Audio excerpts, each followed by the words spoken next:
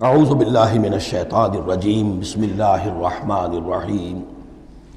اب اس سورہ مبارکہ کا جو ایک خاص مضمون آ رہا ہے وہ حضرت موسیٰ علیہ السلام پر ایمان لانے والے ایک بڑے سردار تھے قوم فرعون کے۔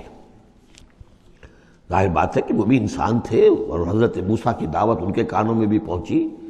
اللہ نے کسی کا دل کھول دیا، بڑے درباری تھے، وہ ایمان لے آئے تھے، لیکن اپنے ایمان کو انہوں نے مخفی رکھا۔ اور پھر جب ایک موقع آیا کہ فرعون نے یہ تجویز پیش کی کہ اب ہمیں موسیٰ کو مزید مہلت نہیں دینی چاہیے، اسے ہمیں قتل کر دینا چاہیے، تو جب یہ ریزولوشن رکھا گیا ہاؤس میں تو اس وقت پھر وہ کھڑے ہوئے، انہوں نے تقریر کی ہے۔ یہ مومن آل فرعون کی تقریر اتنی عظیم تقریر ہے، اور اس اللہ کے اس بندے کا اللہ نے وہ مقام بنایا ہے۔ پورے قرآن میں اتنی لمبی تقریر کسی اور نبی، بڑے سے بڑے رسول کی بھی نقل نہیں ہوئی جتنی کہ ان کی ہوئی ہے۔ نہ وہ نبی تھے نہ رسول تھے، فرعون کی قوم میں سے تھے، لیکن اللہ قدر فرماتا ہے جتنی فرمائے۔ لیکن اس کے لیے تمہید ہے، لقد ارسلنا موسیٰ بآیاتنا وسلطان مبین، اور ہم نے بھیجا تھا موسیٰ کو اپنی نشانیوں کے ساتھ اور کھلی سند کے ساتھ، الی فرعون وحامان وقارون، ہم نے بھیجا تھا فرعون کی طرف بھی، حامان کی طرف بھی، قارون کی طرف بھی۔ فقالوا ساحر کذاب، تو انہوں نے بھی وہی بات کہی تھی جو سورہ صاد میں حضور کے بارے میں کہی گئی، ساحر کذاب۔ حضرت موسیٰ سے بھی کہا گیا ساحر کذاب۔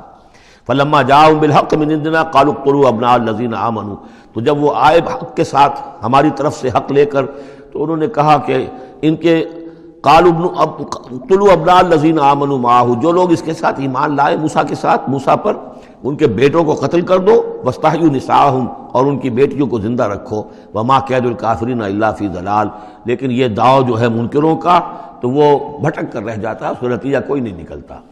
یہ وہ بات ہے جو ہم اس سے پہلے پڑھ چکے ہیں سورہ اعراف میں۔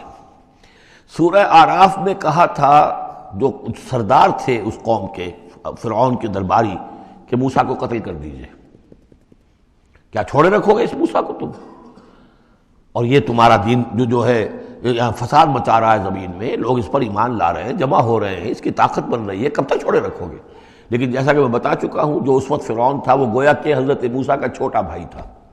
حضرت موسیٰ کو اللہ تعالیٰ نے فرعون کے محل میں پلوایا ہے، اور پہلے اس کے ہاں بڑا جو بوڑھا تھا جو اب چھوڑ چکا تھا، تخت زندہ تھا اس وقت بھی لیکن تخت چھوڑ، منفتاخ اس کا نام تھا، منفتاخ تھا جس وقت کے اصل حکومت کر رہا تھا جب حضرت موسیٰ کو دریائے نیل سے نکالا ہے اس کے محل والوں نے، اور وہ قتل کرنا چاہتا تھا، لیکن اس وقت اس کی بیوی جو تھی، اور غالباً وہ حضرت آسیہ ہیں جن کا ذکر سورہ تحریم میں آئے گا، امرأۃ فرعون، بہت نیک، کسی طریقے سے انہوں نے کہہ کے بچا لیا، قرۃ عین لی ولک، یہ تو میرے اور تمہارے لیے آنکھوں کی ٹھنڈک بن جائے گا۔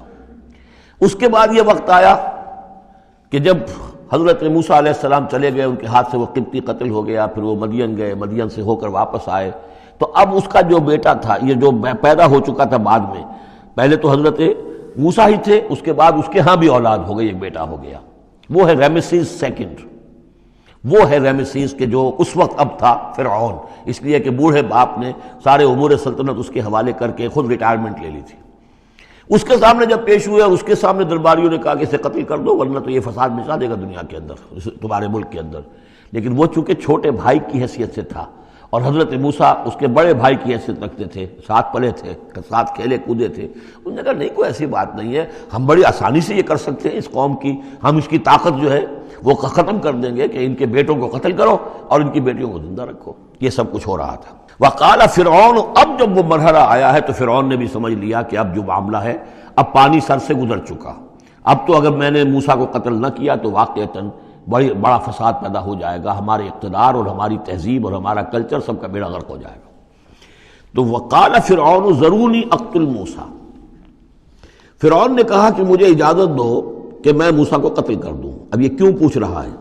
حالانکہ رب ہونے کا مدعی ہے، مطلق العنان بادشاہ، لیکن اسے اندازہ ہو گیا تھا کہ میرے اپنے لوگوں میں کچھ اثرات پیدا ہو چکے ہیں اب حضرت موسیٰ کی دعوت کے، اگر میں نے بغیر کنسنسس ڈیولپ کیے ہوئے تمام درباریوں کو اپنے کانفیڈنس میں لیے بغیر اگر کوئی اقدام کر دیا تو ہو سکتا ہے کہ اندر سے کوئی بغاوت ہو جائے، لہذا اب وہ عدالت کے سامنے وہ مطلق العنان بادشاہ جو ہے وہ اپنے دربار میں رکھ رہا ہے، ضروری اقتل موسیٰ، مجھے اب تم اجازت دو، let us kill him، let us do away with him۔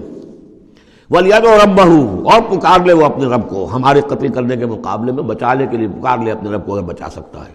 انی اخاف ان یبدل دینکم، مجھے اندیشہ ہے وہ تمہارا دین بدل دے گا، وَأَن یظہر فی الارض الفساد، یا زمین میں بہت بڑا فساد پیدا کر دے گا۔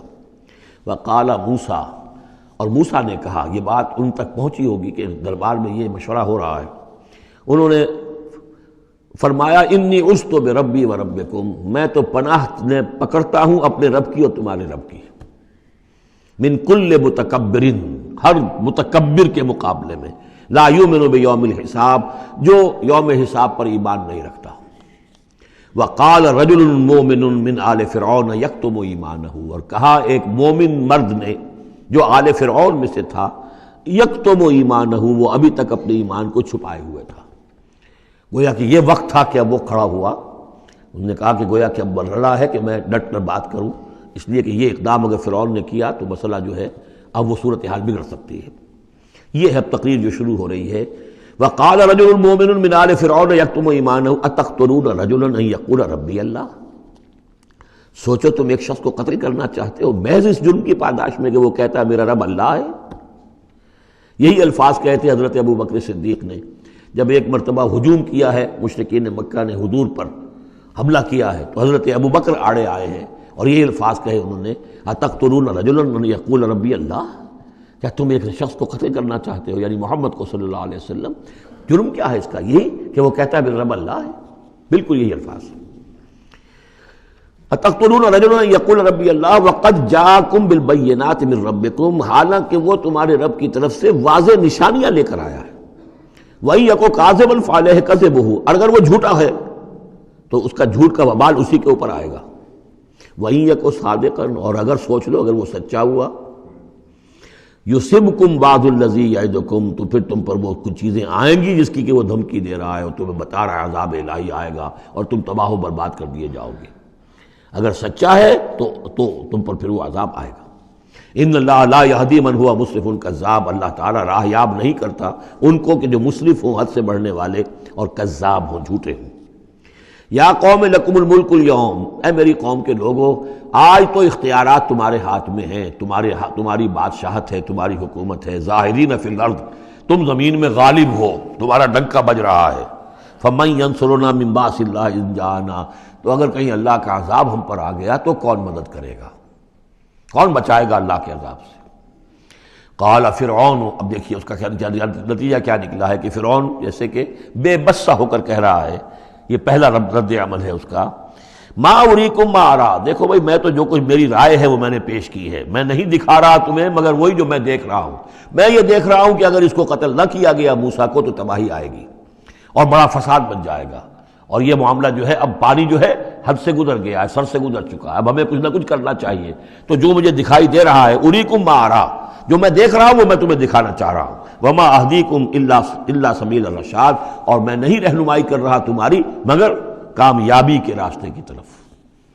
وقال الذی آمن، اور وہ جو اہل ایمان ہیں، وہ جو مومن آل فرعون ہیں، وہ اپنی تقریر جاری رکھے ہوئے ہیں۔ قال الذی آمن یا قوم، کہا اس مومن شخص نے، اے میری قوم کے لوگو انی اخاف علیکم مثل یوم الاحزاب، مجھے اندیشہ ہے تم پر کہ اس طرح کا دن نہ آ جائے جس طرح کے دن پہلی اور قوموں پر آئے ہیں، مثل داب قوم نوح وعاد وثمود والذین من بعدہم، جیسا کہ معاملہ ہوا تھا قوم نوح کا، پھر قوم عاد کا، پھر قوم ثمود کا، اور پھر ان کا جو ان کے بعد ہوئے۔ وما اللہ یرید ظلما للعباد، اور اللہ تعالیٰ تو اپنے بندوں پر ظلم کا ارادہ نہیں رکھتا۔ یہ بندے ہی ہیں کہ جو اپنی کوتاہی کی وجہ سے، اپنی تکذیب کی وجہ سے، اپنی شرارتوں کی وجہ سے جو اپنے اوپر عذاب الہی کو دعوت دیتے ہیں۔ وَيَا قَوْمِ إِنِّي أَخَافُ عَلَيْكُمْ يَوْمَ التَّنَادِ، اور اے میری قوم کے لوگوں مجھے اندیشہ ہے تم پر کہ وہ دن آئے گا جس میں چیخ پکار ہوگی، ہنگامہ ہوگا۔ یوم تولون مدبرین، جس روز تم پیٹھ دکھا کر، پیٹھ موڑ کر بھاگو گے، ما لکم من اللہ من عاصم، لیکن پھر اللہ کے پکڑ سے تمہیں بچانے والا کوئی نہیں ہوگا۔ ومن یضلل اللہ فما لہ من ہاد، اور جسے اللہ ہی گمراہ کر دے پھر اس کو ہدایت دینے والا کوئی نہیں۔ وَلَقَدْ جَاءَكُمْ يُوسُفُ مِن قَبْلُ بِالْبَيِّنَاتِ، اور دیکھو تمہارے پاس پہلے یوسف آئے تھے واضح نشانیاں لے کر، اس کو اللہ نے کیسی تعبیر الاحادیث سکھائی تھی، اس نے کیا کیا تھا، اس نے بادشاہ کے، اس وقت کے بادشاہ کے خواب کی تعبیر بتائی تھی، اس نے اس ملک کو تباہی سے بچایا تھا، اس کو بھی تم نے مانا نہیں۔ حالانکہ انہوں نے اس طرح کی دعوت بھی نہیں دی. یہ بات ذہن میں رکھیے، رسول نہیں تھے یوسف صرف نبی تھے. لیکن یہ کہ تم نے مانا تو نہیں اس کو، تم اس پر ایمان تو نہیں لائے، تم نے نہیں مانا کہ وہ اللہ کے نبی ہے. وَلَقَدْ جَاءَكُمْ يُوسُفُ مِنْ قَبْلُ، اور اس سے یہ بات معلوم ہو گئی کہ حضرت یوسف اور حضرت موسیٰ کے درمیان بنی اسرائیل میں کوئی نبی نہیں ہے. اس لیے کہ اگر کوئی اور نبی ہوتے تو یہ مومن آل فرعون ان کا بھی تذکرہ کرتے. یہ حضرت موسیٰ کے بعد پھر شروع ہوا ہے کہ 1400 برس تک حضرت عیسیٰ علیہ السلام تک پھر یہ کہ ان کے ہاں نبوت کا تار نہیں ٹوٹا. لیکن حضرت موسیٰ کے اور حضرت یوسف کے درمیان کوئی نبوت نہیں. وَلَقَدْ جَاءَكُمْ يُوسُفُ مِنْ قَبْلُ، تمہارے پاس آئے یوسف اس سے پہلے بالبینات، فَمَا زِلْتُمْ فِي شَكٍّ مِّمَّا جَاءَكُمْ بِهِ، لیکن تم شکوک و شبہات ہی میں پڑے رہے. وہ تمام تعلیمات جو وہ لے کر آئے تھے ان کو تم نے قبول نہیں کیا. حتیٰ اذا ہلکا، یہاں تک کہ جب وہ فوت ہو گئے. قُلْتُمْ لَن يَبْعَثَ اللَّهُ مِن بَعْدِهِ رَسُولًا، تو تم نے کہا ان کے بعد اللہ کسی اور کو رسول نہیں بھیجے گا. یعنی ان کو تو تم نے ان کی زندگی میں تو رسول اور نبی نہیں مانا. کذالک یضل اللہ من ہوا مسرف مرتاب، اسی طرح اللہ تعالیٰ گمراہ کر دیتا ہے ان کو کہ جو حد سے بڑھنے والے ہوں اور شکوک و شبہات میں مبتلا رہنے والے ہوں. الذین یجادلون فی آیات اللہ بغیر سلطان اتاہم، کہ جو اللہ کی آیات کے بارے میں جھگڑتے ہیں، بحثیں کرتے ہیں، کج بحثیاں کرتے ہیں بغیر کسی سند کے کہ جو اللہ نے انہیں دی ہو. کبر مقتا عند اللہ وعند الذین آمنوا، بہت بری شے ہے، بہت بری ہے، بیزاری والی بات ہے اللہ کے نزدیک بھی اور اہل ایمان کے نزدیک بھی، ان کے نزدیک بھی جو ایمان لائے. کذالک یطبع اللہ علی کل قلب متکبر جبار، اسی طرح اللہ تعالیٰ مہر کر دیا کرتا ہے ہر دل پر، غرور والے سرکش دل پر.